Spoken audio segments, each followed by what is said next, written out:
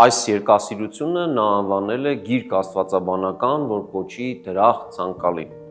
Հրատարակվելով 1735 թվականին Կոստանդնուպոլսում, այս աշխատությունը ցույց է տալիս մի օրինակ մանիֆեստ, կարելի է ասել նաև 18-րդ դարի հայ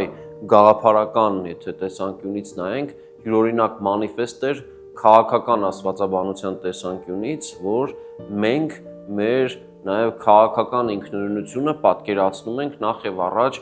դավանական ինքնության եւ ինքնուրույնության պահպանման եւ նաև փաստորեն ազգային ինքնության հենասյուն եկեղեցու լիարժեքորեն անկախ կարգավիճակի հիման վրա։ Փաստորեն այս աշխատությունը դառնում է 18-րդ դարի հայ քաղաքական մտքի մեջ մի օրինակ մանիֆեստի արտահայտություն, հռչակագիր մի օրինակ, կարելի այսպես ասել։ Նախագծի գլխավոր գործընկերն է Converse բանկը, ֆինանսական աշխարհի ձեր հուսալի գործընկերը։